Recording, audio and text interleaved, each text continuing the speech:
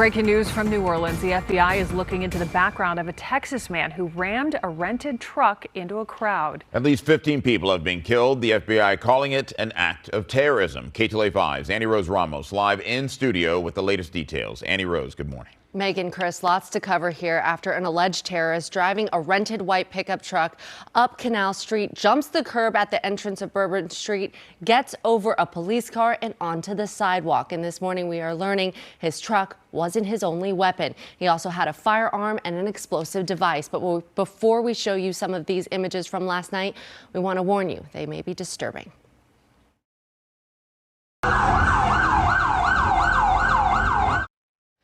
In the first few hours of the new year, terror on the streets of New Orleans. This cell phone video capturing the scene of bodies sprawled out on the city's famed Bourbon Street. The wounded being treated while still lying on the road as police began racing towards the carnage after a driver plowed his pickup truck into the crowds in the historic French Quarter, killing as many as 15 people and injuring dozens of others. Because of the intentional mindset of this perpetrator who went around our barricades in order to conduct this, he was hell-bent on creating the carnage and the damage that he did. Police saying the suspect started his attack at 3:15 a.m. local time, first using his car as a weapon, mowing people down for 3 blocks before crashing into a crane. He died in a shootout with police. 2 police officers were shot and injured, as many other onlookers looked on in horror and shock. A truck, I didn't know it was a Ford F-150. I thought it was like a Yukon or something. A truck hits the corner and comes barreling through people, throwing people like a movie scene, like real life, throwing people into the air, they falling under the car, all of that. A good friend of mine actually passed away from getting hit by it.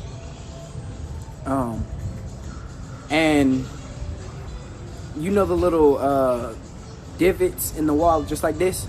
So this is what a lot of people jumped into to get away from the truck.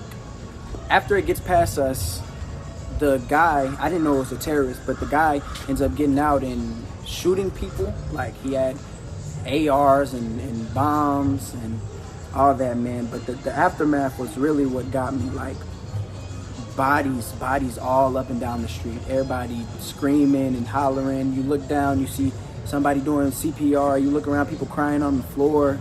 Like brains matter all over the ground. And yeah, it really hurt me to see like one of my closest friends like that. The FBI now the lead in this investigation, identifying the suspect as 42-year-old Shamshun Din Jabbar. According to state records, he had 2 misdemeanor charges in his past, one for theft and the other for driving with an invalid license. He's a U.S. citizen from Texas, and at this hour, authorities are still hunting for potential co-conspirators. We do not believe that Jabbar was solely responsible. We are aggressively running down every lead, including those of his known associates. The FBI is leading the investigation to determine what happened, why it happened, whether there was any continuing threat to public safety.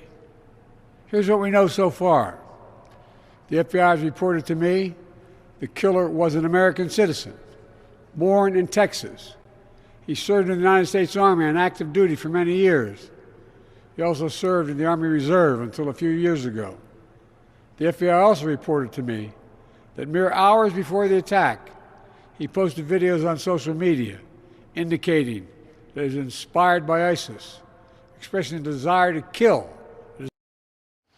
And this morning, we are learning more about the first victims being identified. 27-year-old Tiger Beach from Louisiana, a former football star at Princeton University. 18-year-old Nakira Dedew, a Mississippi teen about to start nursing school. 37-year-old Reggie Hunter, a Louisiana father of 2, and 27-year-old Nicole Perez, a single mom of a 4-year-old son, and 21-year-old Hubert Death Row. Now, in the past 24 hours, there has been a lot of discussion about the barriers that were not up at the time of this attack on the New Orleans street of Bourbon Street. We're going to get into that throughout this morning. And at this hour, authorities are still searching for answers, asking the public if they have had any interaction within the past 72 hours with Jabbar to contact them. The suspect asking the public to please come forward. And of course, you've got the Sugar Bowl. That is happening today. The football game, it was postponed by 1 day in New Orleans. Local officials there in the city assuring the public will be safe to attend it. Megan?